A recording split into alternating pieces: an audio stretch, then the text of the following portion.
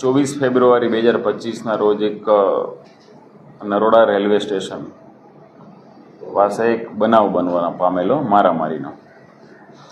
એ મારામારીનો જે બનાવ બનવા પામેલો એ બનાવ સંદર્ભે અમે વિશેષ તપાસ કરતા એમાં ખરેખર એકચ્યુઅલી મર્ડર થયેલાની હકીકત મળતા અમે પ્રાથમિક પૂછપરછ કરીને અમને આરોપીઓએ કબૂલાત આપેલી છે કે આ મરણ જનાર અને અન્ય જે મારનાર જે આરોપીઓ છે એમણે એને અંદરો અંદર મારામારી થઈ હતી.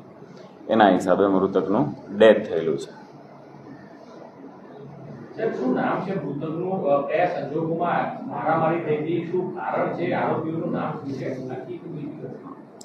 મૃતક જે નરોડા રેલવે સ્ટેશન એટલે પાટા તરફથી રોડ સાઈડ આવતો હતો. એટલે એક રેલવે સ્ટેશનનું બોર્ડર છે એ બોર્ડરમાં એક સળિયાની એક બેરિકેટિંગ જેવું છે એ ક્રોસ કરીને આ બાજુ આવવાનો પ્રયત્ન કરતો હતો. એ સમય દરમિયાન જે આ રાત્રિનો બનાવ છે તો રાત્રિના સમયે આ જે વન ઓફ ધ એક્યુઝ જે ભરત છે એ ભરતે એ ત્યાં વોશરૂમ કરવા ગયો હતો આ જ સમય દરમિયાન. અને વોશરૂમ કરવા ગયો અને જે મરણ જનાર છે જેનું નામ છે જગરામ સખારામ પાટીલ, અમદાવાદમાં વટવામાં રહે છે વિંજોલ ગામમાં, મૂળ છે ભરમપુર જિલ્લાના મધ્યપ્રદેશનો.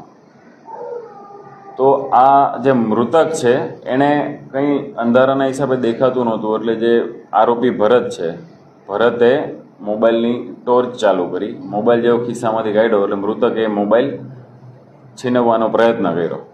એટલે આરોપી જે ભરત છે ભરતે એની સાથે મારામારી કરી અને એને થોડો અંદર લઈ આવેલો અને બીજા ફોન કરીને બીજા અન્ય આરોપીઓને બોલાવેલા અને અન્ય આરોપીઓ પણ આવી જતા મૃતકને વધુ માર મારવામાં આવેલો અને એને ઈજાગ્રસ્ત થતાં એને સિવિલ હોસ્પિટલમાં એડમિટ કરવામાં આવેલો અને એડમિટ હતો એ સારવાર દરમિયાન એનું ડેથ થયેલું.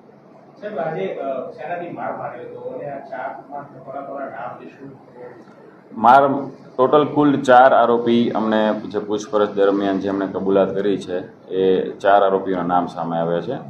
એમાં એક આરોપી છે હસમુખ ઉર્ફે ભરત પહાડિયા ખટીક કે જે ઓઢવ અમદાવાદમાં રહે છે, મૂળ નાગોર જિલ્લા રાજસ્થાન રાજ્યનો છે. બીજો આરોપી છે નાસિર હુસેન ઉર્ફે મામા અબ્દુલ હમીદ શેખ કે જે રહે છે રામોલ ગામ રોડ, રામોલ, અમદાવાદ. ત્રીજા આરોપીનું નામ છે દુર્ગેશ ઉર્ફે ગૌરવ કુશવાહા કે જે નવા વાડજ અમદાવાદ ઓડાના મકાનમાં રહે છે અને મૂળ છે ડુંગરપુરા ભીંડ એમપીના. ચોથા આરોપીનું નામ છે સુનિલ ઉર્ફે શિવા લક્ષ્મણ કોરી કે જે સરદારનગર રેલવે સ્ટેશન પાસે કુબેરનગર અમદાવાદ ખાતે રહે છે. આ 4 આરોપીઓમાંથી 3 આરોપીઓને લાકડીઓ વડે મારેલી છે ને એક આરોપીએ એને ફેંટો મારીને ઈજા પહોંચાડેલી છે. ના, એકબીજાને પરિચિત નહોતા.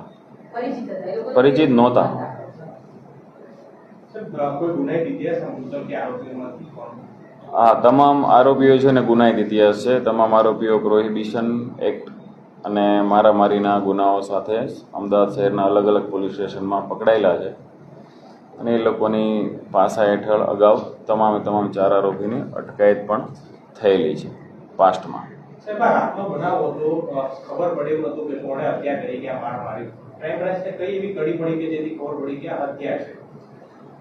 અમને જે અમારા બાતમી નેટવર્ક હોય છે કે અમારા અંગત બાતમીદારો હોય છે એનાથી જે કોન્ક્રીટ એક ઇન્ફોર્મેશન મળી હતી, એક આધારભૂત માહિતી મળી હતી.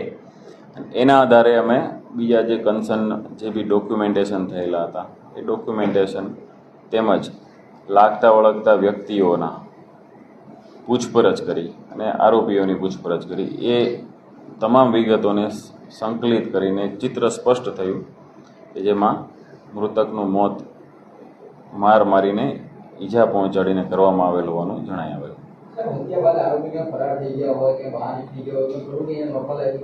ના, નોર્મલ લાઈફ જીવતો.